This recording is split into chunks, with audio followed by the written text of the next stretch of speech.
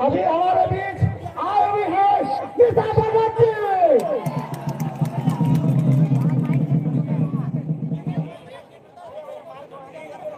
और हमारे टुंडी झारखंड समिति की ओर से निशा भगत जी को एक गिफ्ट के तौर में कुछ गिफ्ट दिया जा रहा है।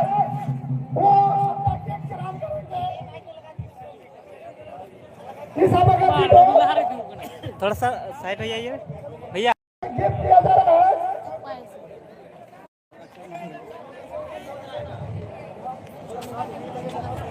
मैं हाथ देखो मैं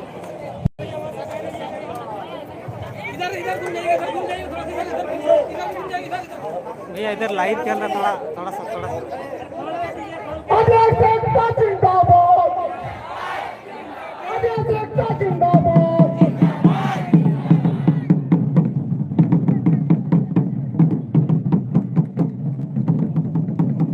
बहुत बहुत धन्यवाद मेरे प्यारे भाई कि आपने मुझे अपनी सुरक्षा के लिए इतना बड़ा हथियार दिया जो कि अंग्रेजों से हमारे पूर्वज का मांझी जी ने भी तलवार उठाया था। जितने भी सदस्य हैं सब बैठ जाए।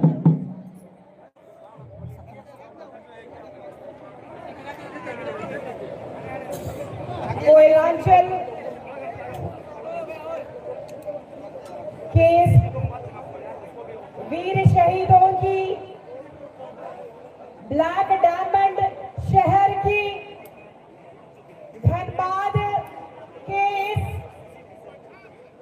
प्रांगण में आज समन्वय समिति एवं हमारे आदिवासी समुदाय के अगुवाओं के द्वारा आयोजित कुर्मी कुर्मियों के खिलाफ जो आदिवासी बनने की चाहत में लगातार उलगुलान करते आ रहे हैं, उनके विरोध में पहली बार आदिवासी समुदाय इतना बृहद रूप से जन सैलाब के माध्यम से संवैधानिक तरीके से उलगुलान करने के लिए हमारे मंचासीन हमारे अगुवागण दूर दराज क्षेत्रों से आए हुए, गांव से आए हुए हमारे बाबा माँ लोग, हमारे भाई बहन लोग, हमारे मित्र लोग, सभी को मेरी तरफ से जम्मा जम्मा जोहार।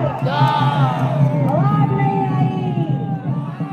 ये बाहुबली लोग जो सोच रहे हैं आदिवासी क्या कर रहा है आज, और आज जो मुझे चेतावनी मिली है कि सभी समुदाय के लोग यहाँ बहुत मेल प्रेम से रहते हैं, आप आकर के इनको भड़काने का काम ना करें, तो उनको भी आवाज जानी चाहिए कि निशा भगत आदिवासी बेटी के एक हुंकार से आज झारखंड राज्य नहीं पूरा देश के आदिवासी जागने का काम कर रहे हैं। जोहार।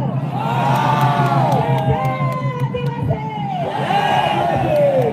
आज जिस कोयले की नगरी में मैं खड़ी हूँ वो झारखंड के 5th शेड्यूल के तहत आने वाला झारखंड राज्य का सबसे धनी, सबसे संपन्न, मैं तो सोचती थी कि व्हाइट हाउस सिर्फ अमेरिका में है। अभी इधर आ रहे थे तो देखे कि व्हाइट हाउस था, है कि नहीं? यहाँ कोई देखा है? देख लेना, यहाँ व्हाइट हाउस है, बड़का बड़का हवेली है। हम गरीब आदिवासी अपने मिनिमम रिसोर्सेस में जीने वाले लोग, जिनका इतिहास बहुत गहरा है, चाहे हमारा 80s के समय देख लीजिए, आदिवासी समुदाय के लोगों को ललकारने का जो काम कुर्मी समुदाय के द्वारा किया जा रहा है, तो आपके इस मंच के माध्यम से कहना चाहती हूँ, आदिवासी समुदाय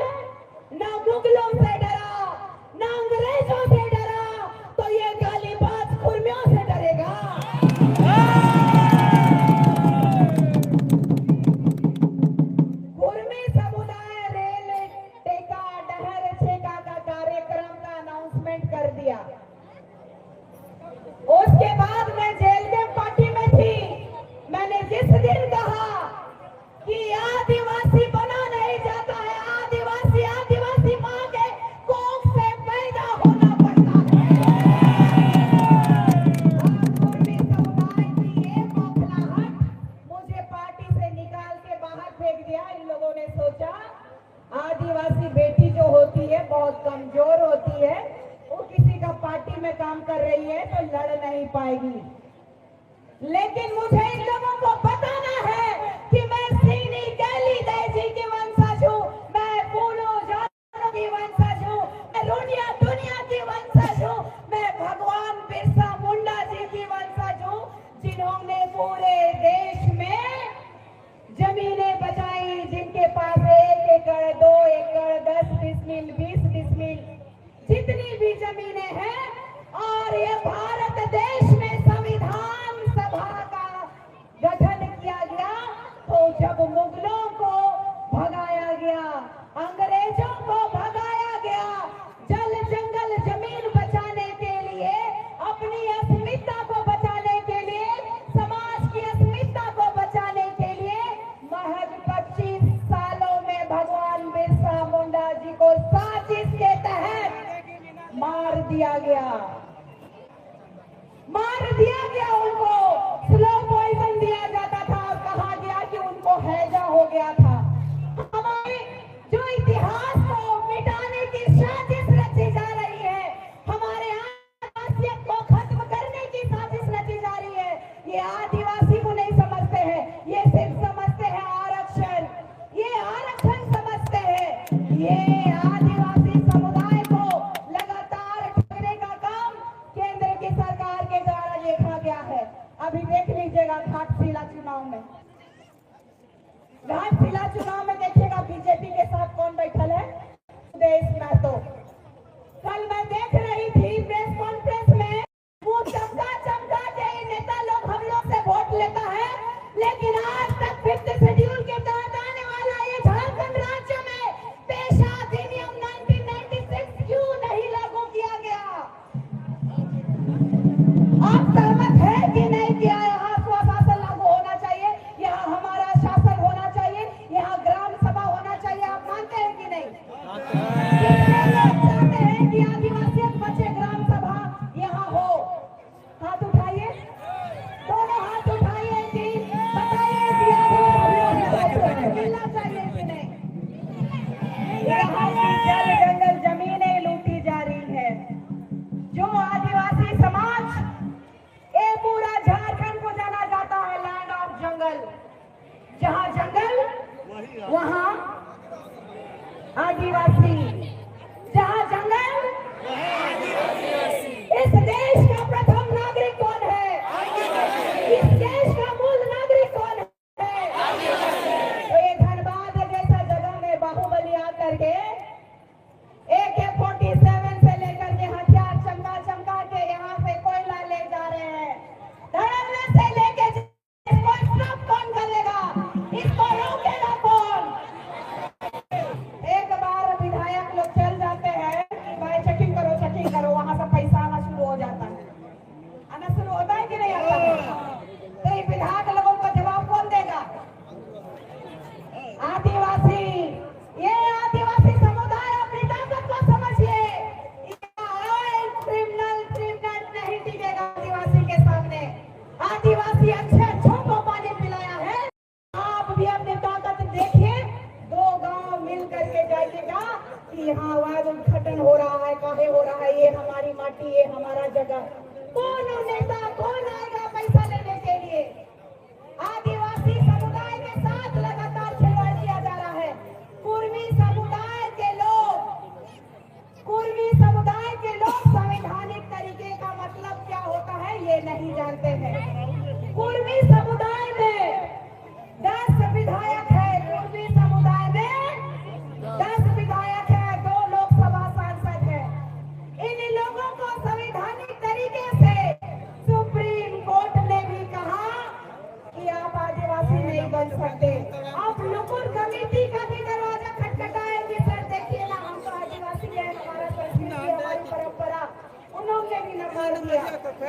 TRI का रिपोर्ट उनको नकार दिया कि TRI का रिपोर्ट ने 2004 में और 2015 में इन लोगों को कह दिया कि यथास्थिति अवस्था में आपको रखने की आवश्यकता है। आदिवासी समुदाय को लगातार छलने का काम किया गया है, आदिवासी समुदाय को लगातार ठगने का काम किया है। यहाँ का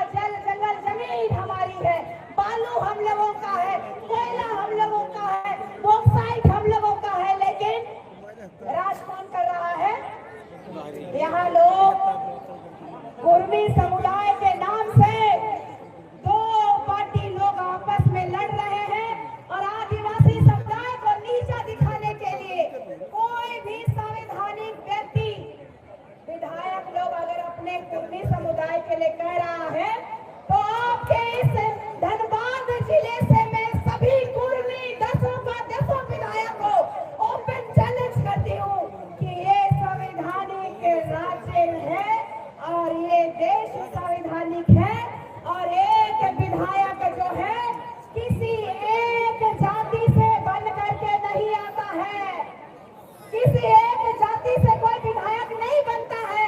इस लोकतंत्र में जनता के लिए जनता के द्वारा बनाया गया विधायक होता है। तो क्या आप सहमत हैं? क्या आप उनसे इस्तीफा मांगेंगे? कुर्मियों में ताकत है तो इस्तीफा दो, है कि नहीं है? तो यही बात है कि ये लोग जो है आदिवासी समुदाय से डर करके बौखला करके अनर्गल गाली गलौज प्रकरण में उतर गए हैं और इतिहास उठा के देखिएगा, लगान सिर्फ और सिर्फ आदिवासियों का मिलेगा, क्योंकि ये गाली गलौज का प्रकरण में आपकी बेटी दिशा भगत को जब गाली दिया था एक कुर्मी समुदाय का एक ड्राइवर, तो उसका केस हमारे रामगढ़ के छात्र संघ के युवा आदिवासी लोगों ने किया है। इसका प्रमाण है हमारे पास। ये लोग प्रमाण के बिना बात करने वाले लोग हैं, ये लोग इतिहास को बदलने वालों में से है। आपने देखिएगा और भी वक्ता आए हुए हैं, कृपया भाई लोग ना जाएं। 2 मिनट बोलने दिया जाए। रघुनाथ बहुत दूर से चल के आए हो, इसलिए 2 मिनट और बोलने दिया जाए। मेरी भी दिल की बहुत इच्छा है कि अगर ये जयराम महतो मुझे पार्टी से नहीं निकाले होते तो आज मेरा समाज जो जागा हुआ नहीं रहता। अगर मैं नहीं ललकारी होती तो आदिवासी समुदाय में इतनी नेत्रियां पैदा नहीं होती, आज नहीं ललकारा होता। तो मैं इन फर्जी लोगों का एक और इतिहास बताना चाहती हूँ कि शैलेंद्र महतो जी जो है एक प्रख्यात राजनीतिज्ञकार कुर्मी समुदाय के आते हैं। उन्होंने एक किताब लिखा, उसमें समाज को गुमराह करने का कोशिश किया गया। रघुनाथ सिंह भूमिज को उन्होंने हमारे आदिवासी नायक महानायक को उन्होंने रघुनाथ महतो बना दिया और उनको कोर्ट ने भी फटकार लगाई है। ध्यान दें, हमारे कुछ साथी लोग जा रहे हैं, उनको थोड़ा पीछे लोग के संयम रखें और हमारे वक्ता बहुत बड़े वक्ता आए हुए हैं हमारे। क्योंकि मैं और एक बात कहना चाहती हूँ, यहाँ की सरकार को भी मैं बताना चाहती हूँ कि लगातार हमारी जमीनों को लूटने का काम और हमारे पास प्रमाण है सरकार के खिलाफ की CNT एक्ट का उल्लंघन करने वाले मंत्रियों का प्रमाण है मेरे पास। आज तक सिर्फ लूटते आए हैं लोग। आज इनको देख लीजिए, हमारे दिशम गुरु अगर जिंदा थे तो उनका गाँव नहीं बना था, उनके जाने के बाद गाँव बना। तब आदिवासी समुदाय के लोगों के लिए लोग सोचेंगे राजनीतिकरण करना कब बंद होगा। क्यों हमारे आदिवासी समुदाय को आज इस देश का प्रथम नागरिक होने के बावजूद अंतिम पायदान में क्यों खड़ा कर दिया गया? मैं पूछती हूँ इस राज्य के माननीय आदिवासी मुख्यमंत्री बेटा से, क्या आपको दर्द नहीं होता आदिवासी भाई बहनों का दुख देख करके? क्या दुख नहीं होता राष्ट्र की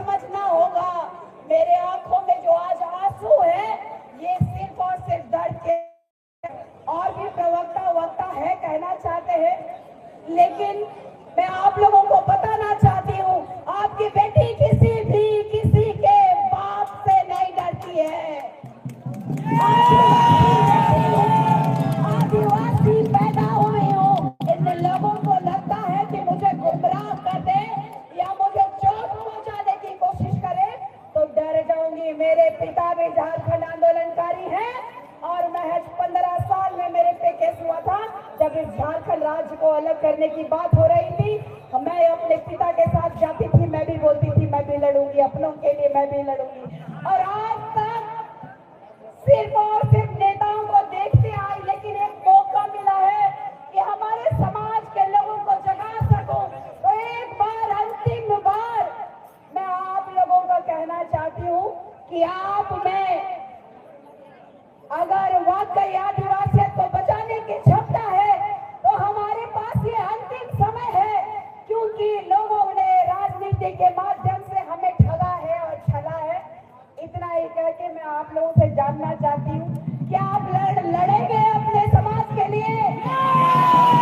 मैं केंद्रीय सरना समिति के अध्यक्ष बड़े भाई फूलचंद तिर्की जी को धन्यवाद देना चाहूंगी कि आज उन्होंने एक समाज की बेटी को अपमानित ना होने दिया। उन्होंने लगातार देखा है कि रांची से लेकर के दिल्ली तक सरना कोड लागू करने के लिए, और बीजेपी की ये मंशा को भी हम समझ रहे हैं, शिविर की मंशा